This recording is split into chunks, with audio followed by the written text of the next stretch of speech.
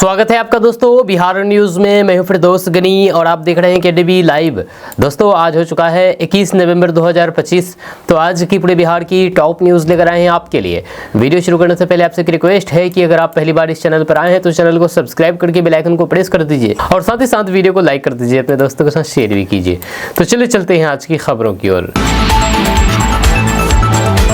दोस्तों आज बिहार न्यूज की शुरुआत सबसे पहले करेंगे कि बिहार विधानसभा चुनाव में एनडीए की प्रचंड जीत के बाद नीतीश कुमार ने 10वीं बार मुख्यमंत्री पद की शपथ ली है। उसके साथ उप मुख्यमंत्री और अन्य मंत्रियों ने भी शपथ ली है, जिससे बिहार में नई सरकार का गठन पूरा हुआ है। इस बार के मंत्रिमंडल में जेडीयू और बीजेपी दोनों के पुराने और फिर नए चेहरे शामिल किए गए हैं ताकि अनुभव और फिर नई ऊर्जा का संतुलन बना रहे। कुल मिलाकर के नई सरकार में 23 मंत्री शामिल है, जिसमें मुख्यमंत्री और फिर 2 उप मुख्यमंत्री भी शामिल है। वहीं पर मंत्रिमंडल विस्तार में सबसे चर्चा का विषय डिप्टी सीएम पद था। अटकलें थी कि सम्राट चौधरी अपना कार्यकाल दोहरा सकते हैं, जबकि विजय सिन्हा शायद दोबारा डिप्टी सीएम नहीं बन पाए। हालांकि दोनों ही डिप्टी सीएम बनाए गए हैं। दोस्तों नीतीश कुमार का एक वीडियो सोशल मीडिया पर वायरल हो रहा है, जिसमें एयरपोर्ट पर नीतीश कुमार पीएम मोदी के पैर छूते हुए दिखाई दे रहे हैं। जब बिहार के मुख्यमंत्री नीतीश कुमार और प्रधानमंत्री नरेंद्र मोदी के बीच एयरपोर्ट पर हुई मुलाकात ने देश भर में राजनीतिक हलचल मचा दी है। सोशल मीडिया पर वायरल हो रहे एक वीडियो में नीतीश कुमार प्रधानमंत्री मोदी के करीब जाकर के उनके पैर छूते दिखाई देते हैं। ये दृश्य कुछ ही सेकंडों का था, लेकिन उसने राजनीति के पूरे समीकरणों पर चर्चा छेड़ दी। यह घटना उस समय की है जब प्रधानमंत्री नरेंद्र मोदी और नीतीश कुमार दोनों एक साथ पटना एयरपोर्ट पर पहुंचे थे। बताया जा रहा है कि दोनों नेता किसी सरकारी कार्यक्रम में हिस्सा लेने जा रहे थे। जैसे ही प्रधानमंत्री मोदी विमान से उतरे, नीतीश कुमार ने आगे बढ़कर के उन्हें नमस्कार किया और उनके पैर छू लिए। जब मोदी ने तुरंत उन्हें उठाते हुए हंसते हुए अभिवादन स्वीकार किया और दोनों नेताओं के बीच कुछ देर तक बातचीत भी हुई। जब घटना के वायरल होते ही सोशल मीडिया पर तरह तरह की प्रतिक्रियाएं सामने आने लगी है। कुछ लोगों ने इसे भारतीय परंपरा और सम्मान की अभिव्यक्ति बताया है, तो फिर कुछ लोगों ने इसे राजनीतिक संकेतों से जोड़ना शुरू कर दिया। विपक्षी दलों के नेताओं ने तो इस पर तंज कसते हुए कहा कि ये राजनीतिक समर्पण का उदाहरण है। जब वहीं पर नीतीश कुमार के समर्थकों ने कहा कि उन्होंने केवल भारतीय संस्कारों के अनुसार वरिष्ठ नेता का सम्मान किया है। दोस्तों बिहार के सबसे बड़े सियासी सिकंदर उपेंद्र कुशवाहा बने हैं, क्योंकि ऐसा दाव चल दिया है कि सब हक्का बक्का रह गए, खास करके राजनीतिक पंडित हक्का बक्का रह गए। जब बिहार के सियासी संदर्भ में 20 नवंबर 2025 की तारीख बहुत बड़ी हुई है, क्योंकि यहाँ पर सीएम नीतीश कुमार 10वीं बार सीएम पद की शपथ ली है। लेकिन यहाँ पर सबसे ज्यादा चर्चा उपेंद्र कुशवाहा की हो रही है, जिन्होंने एक ऐसा दाव चला जिसकी किसी ने राजनीतिक पंडित ने उम्मीद भी नहीं की होगी। दरअसल नीतीश कुमार के शपथ ग्रहण के साथ साथ नई सरकार के कैबिनेट को लेकर भी चर्चाएं शुरू हुई थी। जब परसों कई नेताओं के नाम मंत्रिमंडल में फाइनल हुए थे, जिसमें एक नाम आरएलएम के मुखिया उपेंद्र कुशवाहा के बेटे दीपक कुशवाहा का भी है। दीपक कुशवाहा ने भी मंत्री परिषद की शपथ ली है। न वो विधायक है और न ही विधान परिषद के सदस्य, कुछ भी नहीं है, लेकिन वे मंत्री बन गए हैं, मंत्री की शपथ ली है। जब दीपक प्रकाश पूर्व मंत्री उपेंद्र कुशवाहा की पार्टी आरएलएम के कोटे से मंत्री बने हैं। दीपक ने विधानसभा चुनाव नहीं लड़ा था। हालांकि चुनाव से पहले जब सीट शेयरिंग पर बातचीत हुई थी तो फिर उपेंद्र कुशवाहा की पार्टी को एमएलसी सीट देने पर सहमति बनी थी। इस कोटे से वे मंत्री बने हैं। उपेंद्र कुशवाहा ने विधानसभा चुनाव से पहले सीट शेयरिंग का इंतजाम पर काफी नाराजगी जताई थी। जब पटना में बातचीत नहीं बनी तो फिर दिल्ली में अमित शाह से उनकी मीटिंग तय हुई, जहां उन्हें 6 सीटों के अलावा एमएलसी सीट देने का वादा किया गया था। अब उसी एमएलसी सीट से, एमएलसी कोटे से उपेंद्र कुशवाहा अपने बेटे को ही मंत्री बना दिया है। जहां अभी उनके बेटे ना ही एमएलसी है और ना ही विधायक है, लेकिन वो अपने बेटे को डायरेक्ट ही मंत्री पद की शपथ दिलवा दी। दोस्तों नीतीश कुमार ने कल 10वीं बार सीएम पद की शपथ ली है। वे मूल रूप से नालंदा जिले के हरनौत अंतर्गत कल्याण बेघा गांव के रहने वाले हैं, जबकि उनका जन्म पटना के बख्तियारपुर में 1 मार्च 1951 को हुआ था। जब उनके पिता राम लखन सिंह एक स्वतंत्रता सेनानी थे और आयुर्वेद के प्रतिष्ठित चिकित्सक थे। वे कांग्रेस पार्टी के सदस्य थे। वे 1952 के पहले आम चुनाव में कांग्रेस से चुनाव लड़ना चाहते थे, लेकिन उन्हें टिकट नहीं मिला। वहीं पर नीतीश कुमार की माता परमेश्वरी देवी एक गृहिणी थी। नीतीश कुमार अपने 3 भाइयों में से एक हैं। नीतीश कुमार भाई बहनों में सबसे छोटे हैं। भाई का नाम सतीश कुमार है, वहीं पर उषा देवी, प्रभा देवी और फिर इंदु देवी उनकी बहनें हैं। वहीं पर जानकारी के अनुसार सतीश कुमार भी पिता की तरह आयुर्वेद के डॉक्टर हैं और गाँव में ही रहते हैं, जबकि बहनें गृहिणी हैं। वहीं पर नीतीश कुमार का विवाह 1973 में हुआ था, जब पत्नी का नाम मंजू कुमारी सिन्हा था। मंजू पेशे से अध्यापिका थी। उनका निधन साल 2007 में हो गया था। नीतीश कुमार और मंजू कुमारी सिन्हा के एकमात्र पुत्र हैं निशांत कुमार ने बीआईटी मेसरा रांची से इंजीनियरिंग की पढ़ाई की है। वह आमतौर पर राजनीतिक सुर्खियों से दूर रहते हैं और अपनी निजी जिंदगी को सादगीपूर्ण रखते हैं। वहीं पर नीतीश कुमार के गांव कल्याण बिघा में काफी विकास हुआ है। यह गांव में थाना, सरकारी ITI, पूर्वोत्तर भारत का सबसे समृद्ध इंडोर शूटिंग रेंज, +2 स्तरीय विद्यालय, रेफरल अस्पताल, 50 मीटर आउटडोर शूटिंग रेंज, विद्युत उप केंद्र आदि का निर्माण पहले में ही हो चुका है। जब वहीं पर 24 घंटे में बिजली और फिर पानी की उपलब्धता है। ग्रामीणों का कहना है कि गांव अब शहर जैसा हो गया है। आपको बता दूं कि गांव में फिलहाल जश्न का माहौल है, जहां गांव में मिठाइयां बांटी जा रही है। नीतीश कुमार ने बख्तियारपुर के गणेश हाई स्कूल से अपनी प्रारंभिक शिक्षा पूरी की है। इसके बाद उन्होंने पटना के बिहार कॉलेज ऑफ इंजीनियरिंग से 1952 में इलेक्ट्रिकल इंजीनियरिंग की डिग्री हासिल की है। बिहार के बिजली बोर्ड में कुछ दिन काम करने के बाद वह नौकरी छोड़ दी। दोस्तों, बिहार चुनाव में 202 सीटों की बम्पर जीत के बाद नीतीश कुमार के नेतृत्व में एनडीए की नई सरकार का गठन हो गया है। पटना के गांधी मैदान में नई सरकार ने शपथ ले ली है, लेकिन इस चुनाव में जैसी जीत एनडीए को मिली है, अभी तक उसको लेकर के चर्चा कर रहे हैं। कई लोगों का मानना है कि चुनाव के ठीक पहले बिहार की करोड़ों महिलाओं के खाते में भेजे गए 10,000 रुपये वह मास्टर स्ट्रोक था, जिसने नीतीश कुमार को ऐतिहासिक जीत दिलाने में बड़ी भूमिका निभाई है। अब ये भी सामने आ रहा है कि नीतीश कुमार को ये आइडिया किसने दिया था। जब महिलाओं के खाते में 10,000 रुपये भेजने की योजना की तैयारी 5 महीने पहले हुई, जब बिहार के मुख्य सचिव के सामने एक प्रेजेंटेशन प्रस्तुत किया गया था। इस प्रेजेंटेशन में पूरी योजना बताई गई, जिसे बिहार सरकार ने अपनी योजना में शामिल कर लिया, जिसके बाद चुनाव से ठीक पहले इसे लागू किया गया।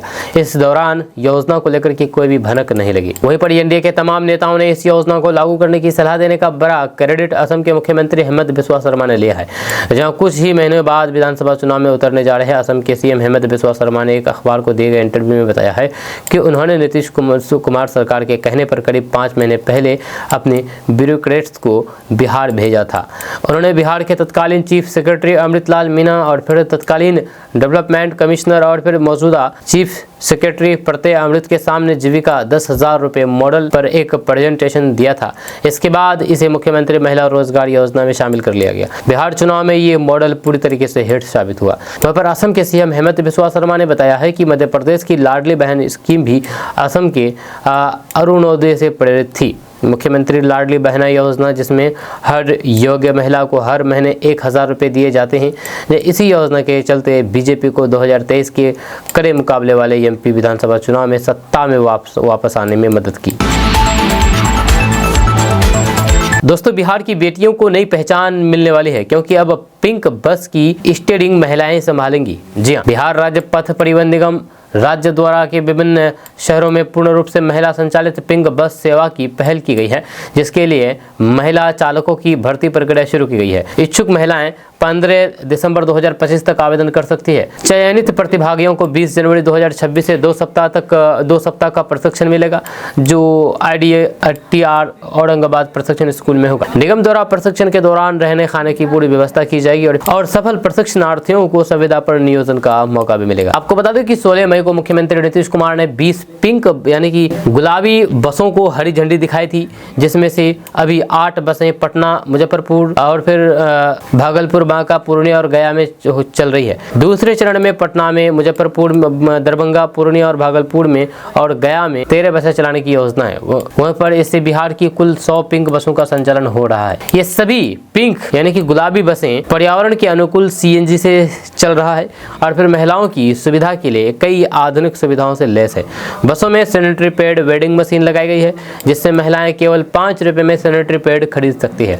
इसके अलावा बसों में camera, panic button, GPS tracker, charging point, mic गर्भ निरोधक गोलियां और फिर म्यूजिक सिस्टम जैसी सुविधाएं भी उपलब्ध है। इन बसों के चालक और फिर कंडक्टर दोनों ही महिलाएं होगी, ताकि महिलाओं की यात्रा न सिर्फ सुरक्षित बल्कि प्रेरक भी हो। यानी कि पिंक बसों में यात्री भी महिलाएं, चालक भी महिलाएं और कंडक्टर भी महिलाएं, यानी कि पूरी तरीके से महिलाएं ही महिलाएं। जब पिंक बसों में यानी जो ड्राइवर है वो महिला है, जो कंडक्टर है वो भी महिला है और जो सवारी है वो तो खैर महिला होगी ही। इससे महिलाएं सुरक्षा माहौल में यात्रा कर सकेंगी।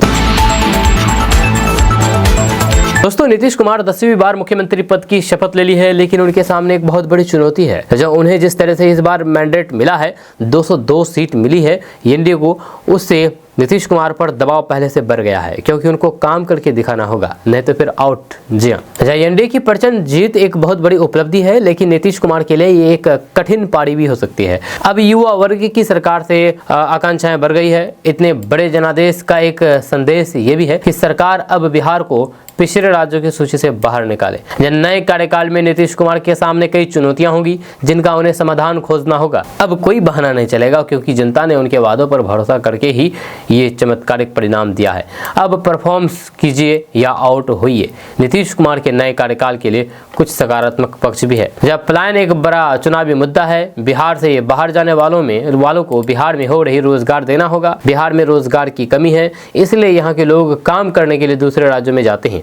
जब चुनाव के समय नीतीश कुमार ने अगले 5 साल में 1 करोड़ नौकरियां पैदा करने का वादा किया था, इस वादे को पूरा करने का संकल्प पहले ही दिन से ही दिखना चाहिए। अब युवा वर्ग वादों को हकीकत में बदलते देखना चाहते हैं। जब बहुत कोशिशों के बाद भी बिहार में औद्योगिक विकास नहीं पाया है, सरकार बड़े निवेशकों को आकर्षित करने में अभी तक सफल नहीं हो पाई है। इसके लिए मुख्यमंत्री नीतीश कुमार को खुद ठोस पहल करनी होगी। जैसे आंध्र प्रदेश में चंद्रबाबू नायडू और उत्तर प्रदेश में योगी आदित्यनाथ औद्योगिक निवेश के लिए खुद सक्रिय हैं।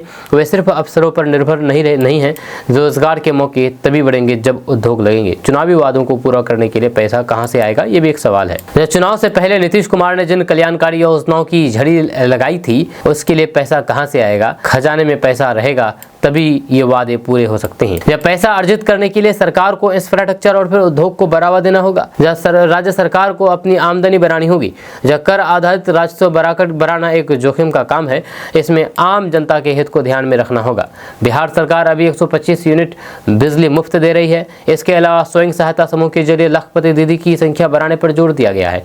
इसके लिए भी धन चाहिए, पैसे चाहिए। जिन 1 करोड़ 51 लाख महिलाओं को रोजगार के लिए 10-10 हजार रुपए दिए गए हैं, आकलन के बाद और 2-2 लाख रुपए देने का भी वादा किया गया है। इस वादे को पूरा करना सरकार के लिए एक बड़ी चुनौती होगी। जब कानून व्यवस्था कागजों पर नहीं बल्कि हकीकत में मजबूत करना होगा। यहाँ पर नीतीश सरकार बार बार बेहतर कानून व्यवस्था के दावे करती है, लेकिन अपराध की घटनाओं पर नियंत्रण नहीं लग पाता। असामाजिक तत्वों में कानून का खौफ कम हुआ है। आए दिन बालू माफिया, शराब माफिया पुलिस वालों पर हमला करने की जरूरत करते रहते हैं। सरकार अगर सख्त फैसले नहीं लेगी तो फिर एक दिन पुलिस का भी मनोबल गिर जाएगा। दोस्तों, बिहार चुनाव में हार के बाद प्रशांत किशोर को अपनी गलती समझ आ गई है। दरअसल बिहार विधानसभा चुनाव में बेहद शर्मनाक प्रदर्शन करने वाली जन स्वराज्य पार्टी के संस्थापक प्रशांत किशोर बड़ा बयान दिया है। उन्होंने कहा कि बिहार विधानसभा चुनाव नहीं लड़ने का उनका फैसला गलती माना जा सकता है। प्रशांत किशोर ने यह स्वीकार किया है कि उन्हें ये उम्मीद नहीं थी कि उनकी पार्टी को 4% से कम वोट मिलेंगे। हाल ही में संपन्न हुए विधानसभा चुनाव में जन स्वराज्य पार्टी एक भी सीट जीतने में नाकाम रही है। एक न्यूज चैनल को दिए गए इंटरव्यू में प्रशांत किशोर ने कहा कि चुनाव नहीं लड़ने का मेरा फैसला गलती माना जा सकता है। संतोषजनक परिणाम पाने के लिए हमें अभी बहुत काम करना है। मुझे कभी उम्मीद नहीं थी कि हमारी पार्टी को 4% से भी कम वोट मिलेंगे। वहीं पर प्रशांत किशोर ने यह भी कहा कि बिहार में जीत हासिल करने की उनकी कोशिशें जारी रहेगी। उन्होंने कहा कि बिहार जीते बिना मैं पीछे नहीं हटूंगा। इसमें कितना समय लगेगा मैं नहीं जानता। वहीं पर इससे पहले प्रशांत किशोर ने यह भी दावा किया था कि मुख्यमंत्री नीतीश कुमार की जेडीयू को सिर्फ 25 सीटों पर सीमित रहना पड़ता अगर उनकी सरकार ने विधानसभा चुनाव से ठीक पहले हर विधानसभा क्षेत्र में 60,000 से अधिक लाभार्थियों को 10-10 हजार रुपए नहीं दिए होते और पूरे बिहार की 1.5 करोड़ महिलाओं को स्वयं रोजगार योजना के तहत 2 लाख रुपए देने का वादा नहीं किया होता। तो दोस्तों, बिहार चुनाव के बाद आरजेडी के लिए मुसीबत ही मुसीबत आ रही है। वहीं पर ईडी ने हाल फिलहाल ही ईडी ने लालू तेजस्वी परिवार के बेहद करीबी सहयोगी अमित कातियाल को गिरफ्तार कर लिया है। करीब 300 करोड़ रुपए की मनी लॉन्ड्रिंग और फिर फर्जीवाड़ा का मामला अमित के खिलाफ चल रहा था। ये गिरफ्तारी राजद और फिर लालू तेजस्वी के लिए बड़े राजनीतिक झटके की तरह है। यह खास करके विधानसभा चुनाव के तुरंत बाद ये सबसे बड़ा झटका है। जी हाँ, जांच एजेंसियों के सूत्रों के अनुसार दिल्ली में तेजस्वी यादव जिस कोठी में रहते हैं उसका संबंध भी अमित कातियाल से जुड़ा हुआ पाया गया है। बताया जाता है कि कातियाल पहले भी एक अन्य केस में गिरफ्तार हो चुका है। वह MS angel infrastructure private limited से जुड़े बड़े रियल एस्टेट धोखाधड़ी मामले का मुख्य आरोपी और फिर इस कंपनी का प्रमोटर और डायरेक्टर हैं। इस बार जिस मामले में उनकी गिरफ्तारी हुई है वह दिल्ली पुलिस की आर्थिक अपराध इकाई द्वारा केस दर्ज था, जिसके बाद में ईडी ने अपने हाथ में लिया। इसी आधार पर ईडी ने कातियाल को गिरफ्तार कर लिया है। ये पूरा मामला 300 करोड़ रुपए से अधिक के घोटाले से जुड़ा हुआ है। दोस्तों, बिहार चुनाव के रिजल्ट के बाद हालात ऐसे हैं कि भाजपा और जेडीयू की जोरदार जीत से ज्यादा आरजेडी की हार के चर्चे हैं। खास करके तेजस्वी यादव और फिर उनके दो करीबी संजय यादव और फिर रमीज नेमत खान को लेकर के तमाम सवाल उठ रहे हैं। तेजस्वी की बहन रोहिणी आचार्य समेत पार्टी के कई लोगों ने संजय यादव और रमीज को लेकर के सवाल उठाए हैं। आरोप है कि संजय यादव की सलाह पर ही तेजस्वी सारे फैसले लेते हैं और पार्टी के कैडर एवं पुराने नेताओं को नजरअंदाज किया जा रहा है। इस बीच जब हार की समीक्षा और फिर विधायक दल के नेता के चुनाव के लिए तेजस्वी यादव के आवास पर मीटिंग हुई तब भी ये मसला उठा। वहीं पर पटना के एक पोलो रोड स्थित तेजस्वी के आवास पर मीटिंग से पहले आरजेडी के कुछ कार्यकर्ताओं ने राज्यसभा सांसद संजय यादव के खिलाफ नारेबाजी भी की। संजय यादव हरियाणा जाओ नारे लगाए। जी हाँ, इस बीच जब मीटिंग शुरू हुई तो फिर संजय यादव का बचाव करने के लिए तेजस्वी खुद आगे आए। जब अपने करीबी पर लगातार हो रहे हमलों को लेकर के तेजस्वी यादव ने कहा कि संजय ने बहुत मेहनत की है। उन्होंने कहा कि संजय यादव ने पार्टी के लिए जितना मेहनत किया है वह हम जानते हैं, दूसरे लोग इस बारे में नहीं जानते। इस दौरान संजय यादव भी मौजूद थे और सभी नेता चुपचाप सुनते रहे। वहीं पर आरजेडी की ये मीटिंग भी कम घटनाक्रमों वाली नहीं रही। तेजस्वी यादव ने तो भावुक होकर के खुद के विधायक दल का नेता ना बनने तक का प्रस्ताव रख दिया था। उनका कहना था कि यदि आप लोगों को लगता है कि कोई और नेता पार्टी के हित के लिए ज़्यादा बेहतर होगा तो फिर उसे ही चुन लिया जाए। इस पर लालू यादव ने खुद दखल दिया और विधायकों से उन्हें मनाने के लिए कहा। यही नहीं, लालू यादव ने इस दौरान परिवार में उपजे विवाद को भी निपटाने की बात कही है। उन्होंने विधायकों से कहा है कि आप लोग पार्टी को मजबूत करने के लिए प्रयास करें। जब परिवार के विवाद आंतरिक मसले हैं और इन्हें हम खत्म कर लेंगे। आपको बता दें कि संजय यादव हरियाणा के रहने वाले हैं। वहीं पर रमीज नेमत खान यूपी के बलरामपुर के हैं। आरोप है कि तेजस्वी यादव इन्हीं सलाहकारों से घिरे हुए हैं और पार्टी के अन्य अहम लोगों से दूर हो गए हैं। इसके अलावा टिकट बंटवारे में भी इन्हीं लोगों की सलाह पर काम करने का आरोप है। ऐसे में अब जब नतीजे विपरीत आए तो फिर तेजस्वी के दोनों सलाहकार विरोधियों के निशाने पर हैं। दोस्तों, कल शपथ ग्रहण समाप्त हो गया है और इसमें सबसे ज्यादा चौंकाने वाला नाम राष्ट्रीय लोक मोर्चा कोटे से मंत्री बने दीपक प्रकाश का है। दीपक प्रकाश राष्ट्रीय लोक मोर्चा के प्रमुख उपेंद्र कुशवाहा के बेटे हैं। बड़ी बात यह है कि दीपक प्रकाश ना तो बिहार विधानसभा के सदस्य है और न ही बिहार विधान परिषद के सदस्य हैं। दीपक प्रकाश ने बिहार विधानसभा चुनाव में सासाराम सीट से चुनाव लड़ रही अपनी मां स्नेहलता कुशवाहा के चुनाव प्रचार की कमान को भी संभाला था। वह फिर 22 अक्टूबर 1989 को जन्मे दीपक प्रकाश ने कंप्यूटर साइंस से बैचलर ऑफ इंजीनियरिंग की है। वह पर दीपक प्रकाश ने MIT मणिपाल से डिग्री हासिल की है। यह दीपक प्रकाश उपेंद्र कुशवाहा के बेटे हैं। इससे पहले दीपक प्रकाश का नाम ज्यादातर लोग नहीं जानते थे, लेकिन कल जब वो शपथ ग्रहण समारोह पहुंचे और शपथ लेने लगे तब सब लोग देख करके हक्के बक्के रह गए कि उपेंद्र कुशवाहा के बेटे दीपक प्रकाश भी शपथ ले रहे हैं, जबकि वे ना विधायक हैं और न ही विधान परिषद है। वहीं पर दीपक प्रकाश ने मीडिया से बातचीत में कहा कि उन्हें भी शपथ ग्रहण के कुछ समय पहले ही पता चला था कि उन्हें मिनिस्टर बनाया जा रहा है। शपथ ग्रहण के दौरान उनके पहनावे को लेकर के खूब चर्चा हुई। उन्होंने परंपरागत कुर्ता पाजामा नहीं पहना था, जब बल्कि डेनिम शर्ट और क्रॉक्स पहन करके स्टेज पर पहुंचे थे। जींस पैंट पहन करके पहुंचे थे। जींस और शर्ट में शपथ लेने पहुंचे दीपक प्रकाश से जब एक न्यूज चैनल ने बातचीत की तो उन्होंने कहा कि मीडिया को पता चलने से कुछ ही देर पहले मुझे भी पता चला कि मैं मंत्री बन रहा हूं। वहीं पर कपड़ों के सवाल पर दीपक प्रकाश ने कहा कि कपड़ों से क्या होता है, मुझे समय दीजिए, बेहतर काम करके दिखाऊंगा। वहीं पर जब दीपक प्रकाश से परिवारवाद के मुद्दे पर सवाल किया गया तो उन्होंने कहा कि उपेंद्र कुशवाहा का बेटा हूं, इसे नकार नहीं सकता, मुझे मंत्री क्यों बनाया गया है ये पिताजी से पूछिए। वहीं पर इस बीच ये भी चर्चा का विषय बन गया है कि दीपक प्रकाश विधायक नहीं है, अब उन्हें विधान परिषद में जगह दी जानी है, तो फिर उसके लिए कौन सी पार्टी अपनी सीट कुर्बान करेगी, या तो फिर जेडीयू या बीजेपी के बीच ये तय किया जाना है कि किस पार्टी के कोटे से दीपक प्रकाश एमएलसी बनेंगे। वहीं पर पटना के गांधी मैदान में नीतीश कुमार ने मुख्यमंत्री के रूप में 10वीं बार शपथ लेने का रिकॉर्ड बना लिया है और इसके साथ ही 26 मंत्रियों ने शपथ ली है। दोस्तों, बिहार की राजनीति में पलटू राम के नाम से मशहूर नीतीश कुमार ने रिकॉर्ड 10वीं बार मुख्यमंत्री पद की शपथ लेकर के इतिहास रच दिया। जब पटना के गांधी मैदान में हुए भव्य इतिहास समारोह में भले ही ताजपोशी नीतीश कुमार की हुई हो, लेकिन पर्दे के पीछे की कहानी कुछ और ही बयां कर रही है। इस बार के शपथ ग्रहण में भारतीय जनता पार्टी यानी कि बीजेपी ने सरकार में अपनी स्थिति को अभूतपूर्व रूप से मजबूत कर लिया है। अब तक सरकार में जूनियर पार्टनर की भूमिका निभा रही भाजपा ने इस बार न केवल अपने मंत्रियों की संख्या बढ़ाई है, बल्कि कई महत्वपूर्ण पद भी अपने खाते में डाल करके ये साफ कर दिया है कि अब बिहार की सत्ता में उसका प्रभाव कहीं ज्यादा है। इस नई सरकार के मंत्रिमंडल गठन में भाजपा को बेहिसाब ताकत मिली है, जिसके आंकड़े साफ साफ दिखाई देते हैं। इस बार बीजेपी के खाते में सबसे ज्यादा 14 मंत्री आए हैं, वहीं मुख्यमंत्री नीतीश कुमार की पार्टी जेडीयू को केवल 8 मंत्री पद ही मिले हैं। जब मंत्री पदों की ये संख्या दर्शाती है कि इस बार भाजपा नेतृत्व ने मजबूती से अपना पक्ष रखा और अपने सबसे ज्यादा विधायकों को मंत्री बनाने में सफलता हासिल की।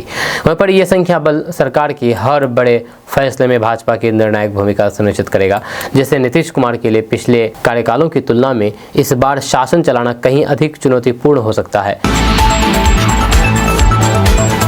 दोस्तों, बिहार में सड़कों का जाल बिछाया जा रहा है। इसी कड़ी में भागलपुर जिले में 4 लेन सड़क के निर्माण को मंजूरी मिल गई है। दरअसल भागलपुर के नवगछिया से चौधरीडीह तक 4 लेन सड़क बनेगी। इसके बनने से भागलपुर और नवगछिया आना जाना आसान हो जाएगा। एनएच के सहायक अभियंता प्रवेश कुमार के माने तो फिर रोड के निर्माण को लेकर के डीपीआर तैयार किया जा रहा है। ये काम होते ही आगे का प्रोसेस भी शुरू कर दिया जाएगा। दरअसल डीपीआर तैयार होने के बाद जमीन अधिग्रहण किया जाएगा। इसके बाद एजेंसी की तरफ से निर्माण कार्य शुरू कर दिया जाएगा। जानकारी के मुताबिक इस परियोजना के तहत रेल ओवर ब्रिज जो कि गोपालपुर के पास बनेगा, एयरपोर्ट के पास व्हीकल अंडरपास और फिर इसके अलावा 2 छोटे ब्रिज भी बनाए जाने की योजना है। दोस्तों, भारत में लाखों युवा आईएएस, आईपीएस, आईएफएस और आईआरएस बनने का सपना देखते हैं और इसी सपने को पूरा करने का सबसे बड़ा रास्ता है यूपीएससी यानी कि सिविल सर्विसेज एग्जाम। हर साल लगभग 9 से 10 लाख उम्मीदवार यूपीएससी में शामिल होते हैं, लेकिन एक बात हमेशा ध्यान खींचती है कि सबसे ज्यादा उम्मीदवार उत्तर प्रदेश और बिहार से ही आते हैं। यहाँ तक कि यूपीएससी और बीपीएससी जैसी राज्य स्तरीय परीक्षाओं में भी यूपी बिहार का दबदबा साफ दिखता है। आखिर ऐसा क्यों, ये सवाल है। क्यों इन राज्यों में सरकारी नौकरी या फिर आईएएस आईपीएस बनने को लेकर के इतना जबरदस्त जुनून, जबकि गोवा या फिर नॉर्थ ईस्ट के राज्यों में ये तस्वीर बिल्कुल भी अलग है।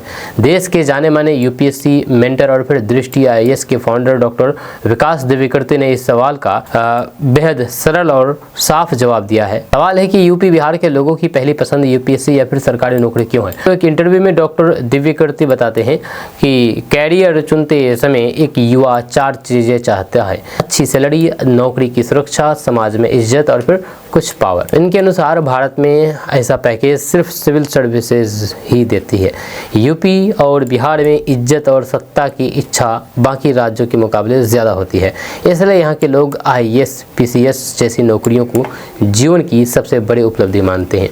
वे आगे कहते हैं कि गोवा या फिर नॉर्थ ईस्ट के राज्यों में लोग इज्जत और सत्ता के बजाय आरामदायक और आर्थिक रूप से स्थिर जीवन को ज़्यादा महत्व देते हैं। यही वजह है कि उन राज्यों में सरकारी नौकरी का क्रेज उतना ज्यादा नहीं जाता है। वहीं पर यूपी और बिहार के लोग सरकारी नौकरी को सिर्फ नौकरी नहीं बल्कि सामाजिक प्रतिष्ठा मानते हैं।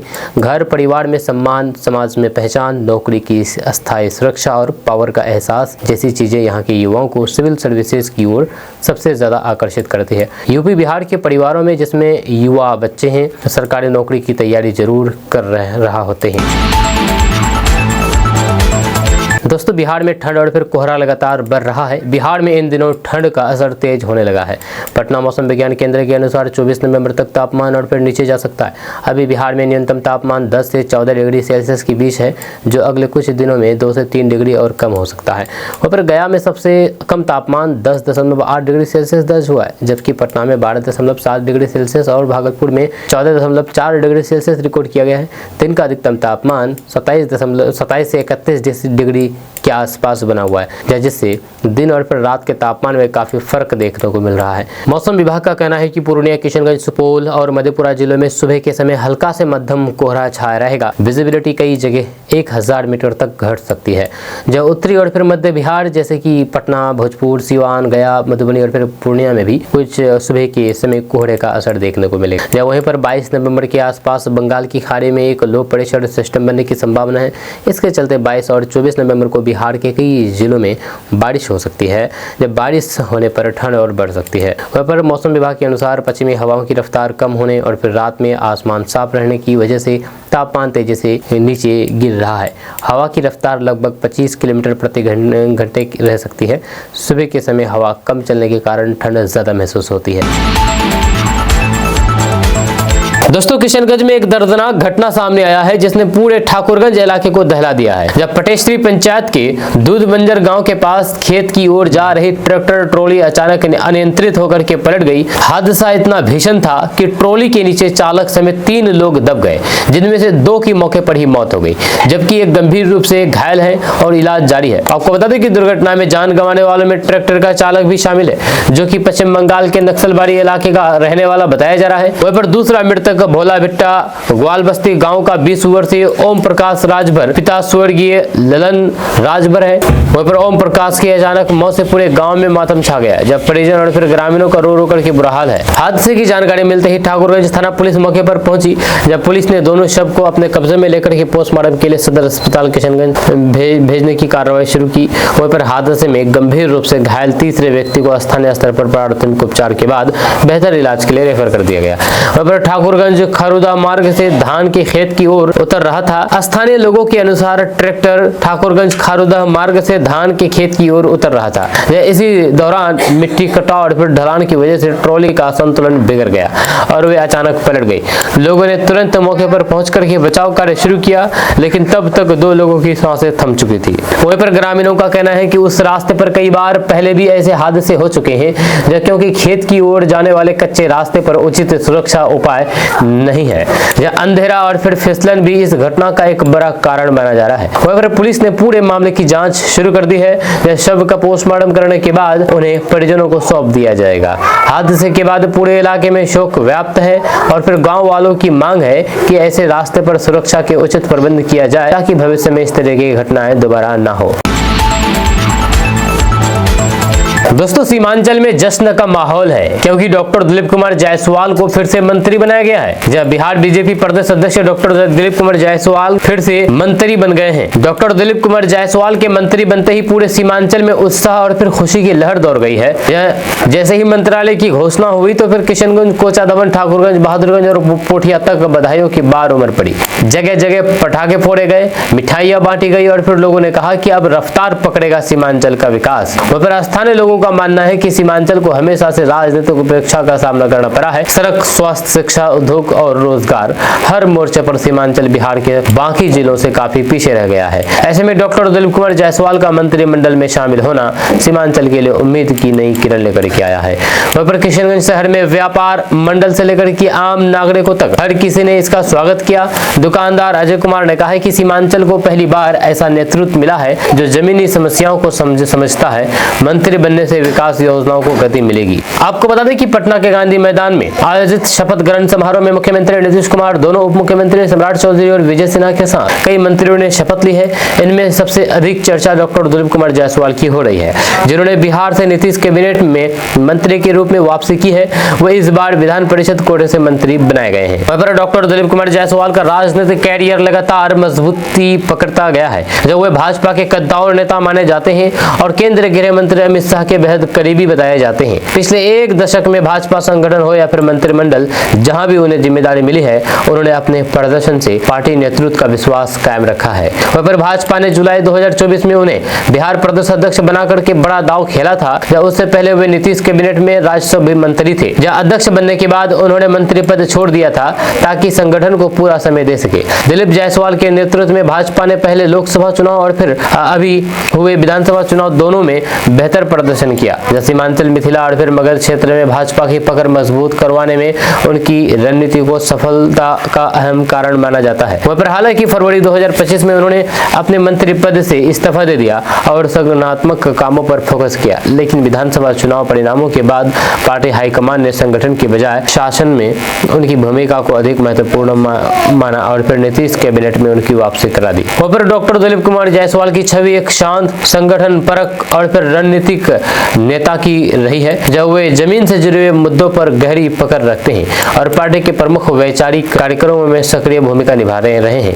भाजपा कार्यकर्ताओं के बीच उनका मजबूत जनाधार है और प्रदेश नेतृत्व के साथ उनका तालमेल हमेशा अच्छा रहा है। अब जबकि वे फिर से मंत्री बनाए गए हैं, तो राजनीतिक गलियारों में लगभग ये तय माना जा रहा है कि भाजपा अगले कुछ हफ्तों में संगठन के लिए नए प्रदेश अध्यक्ष की घोषणा कर सकती है। हालांकि ये भी साफ है कि बिहार भाजपा की राजनीति में डॉक्टर दिलीप कुमार जायसवाल की भूमिका पहले की तरह निर्णायक बनी रहेगी, चाहे वे सरकार में हो या फिर संगठन में। वहीं पर विशेषज्ञों का मानना है कि उनकी मंत्री पद पर वापसी केवल सत्ता में हिस्सेदारी नहीं, बल्कि भाजपा द्वारा दी गई जिम्मेदारी और फिर भरोसे का विस्तार है। दोस्तों, अगर आप किशनगंज के रहने वाले हैं और आपके पास कोई आकर के लोन दिलाने के नाम पर पैसे की डिमांड करता है, तो आप होशियार हो जाइए, सावधान हो जाइए, नहीं तो आप भारी मुसीबत में पड़ सकते हैं। क्योंकि ऐसा मामला हो चुका है 2-3 दिन पहले किशनगंज में। यहाँ पर लोन देने के नाम पर 21 लोगों से 5-5 हजार रुपया करके लिया, फिर लोन दिलाने वाला व्यक्ति रुपए लेकर के फरार हो गया। अब जितने भी लोग पैसा दिए थे 5-5 हजार रुपए करके, अब सब पछता रहे हैं। जी, किशनगंज में चिट फंड कंपनी द्वारा लोगों को ठगी का एक और मामला सामने आया है। हलीम चौक पावर हाउस के पास चल रही एक संदिग्ध कंपनी ने महिलाओं समेत 21 लोगों से 1.5 लाख रुपए का लोन दिलवाने का झांसा देकर के कुल 1,10,000 रुपए ठग लिए। मामला बढ़ने पर पीड़ितों ने सड़क जाम करके हंगामा किया, जिसके बाद पुलिस को हस्तक्षेप करना पड़ा। एफआईआर के मुताबिक रतन कुमार, प्रभास कुमार सहित अन्य लोगों पर आरोप लगाए गए हैं। बताया गया है कि कंपनी ने प्रत्येक व्यक्ति से 5-5 हजार रुपए जमा करवाए और दावा किया गया है कि बैंक से 1.5 लाख रुपए का लोन पास कराया जाएगा। जब लोन की प्रक्रिया आगे नहीं बढ़ी और लोग दफ्तर पहुंचे, तो फिर वहां पर ताला लटका हुआ मिला। इसके बाद सभी पीड़ितों का गुस्सा भड़क उठा। ठगी का शिकार हुए कुल 21 लोगों में से 14 से 15 महिलाएं शामिल हैं, जिनमें से कई बहादुरगंज थाना क्षेत्र और फिर पश्चिम बंगाल के अलग अलग गाँव की रहने वाली है। कई महिलाएं रोजगार के लिए लोन लेना चाहती थी ताकि घर में छोटा व्यवसाय शुरू कर सके, लेकिन कंपनी ने उनका ये उम्मीद भी तोड़ दी है। जब कंपनी कार्यालय पर ताला लटका देकर के पीड़ितों ने किशनगंज बहादुरगंज मुख्य सड़क को जाम कर दिया। जब मौके पर भारी भीड़ जमा हो गई और फिर स्थिति तनावपूर्ण हो गई। सड़क जाम होने से दोनों तरफ वाहनों की लंबी कतारें लग गई। स्थानीय लोग भी परेशान हो गए और फिर प्रशासन को सूचना दी गई। वहीं पर सदर थाना की पुलिस तुरंत मौके पर पहुंची और फिर प्रदर्शनकारियों से बात की। पुलिस ने आश्वासन दिया है कि मामले की जांच तेजी से की जाएगी और फिर दोषियों को जल्द गिरफ्तार किया जाएगा। इसके बाद सड़क जाम समाप्त हुआ और फिर यातायात सामान्य हुआ। वहीं पर पुलिस ये जांच कर रही है कि कंपनी कब से यहाँ चल रही थी, किन लोगों ने इसे चलाया और पहले भी किन लोगों से पैसा वसूला गया। शुरुआती जांच में यह साफ हुआ है कि कंपनी बिना किसी वैध अनुमति के लोन प्रक्रिया का दावा कर रही थी, जो वित्तीय धोखाधड़ी की श्रेणी में आता है। वहीं पर स्थानीय लोगों का कहना है कि किशनगंज और फिर सीमांचल के ग्रामीण इलाकों में ऐसी फर्जी कंपनियां तेजी से सक्रिय हो रही है, जो गरीबी और फिर बेरोजगारी का फायदा उठा करके भोले भाले लोगों को लोन, बीमा या फिर स्कीम के नाम पर ठग लेती है। वहीं पर पुलिस ने आम लोगों से अपील की है कि किसी भी तरीके की अज्ञात कंपनी को पैसे देने से पहले उसके दस्तावेज, पंजीकरण और फिर लाइसेंस की जांच जरूर करें। यह जांच आगे बढ़ने के साथ पुलिस इस मामले में और भी खुलासे की उम्मीद कर रही है। नीतीश कुमार 10वीं बार बिहार के मुख्यमंत्री पद की शपथ ले लिए हैं। जब पटना का गांधी मैदान आज एक बार फिर से ऐतिहासिक गवाही देता नजर आया है। जब नीतीश कुमार ने रिकॉर्ड 10वीं बार बिहार के मुख्यमंत्री पद की शपथ ली है।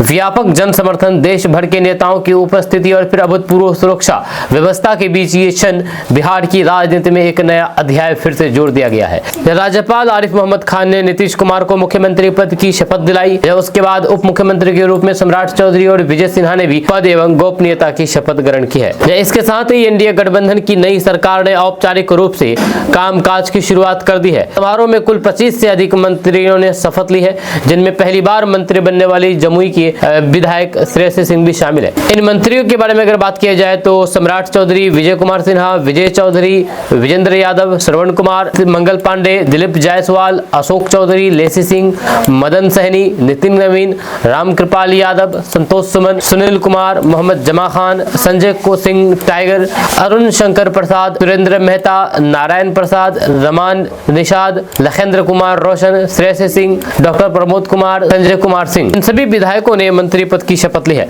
आपको बता दूं कि गांधी मैदान में सुबह से ही भीड़ उमड़नी शुरू हो गई थी।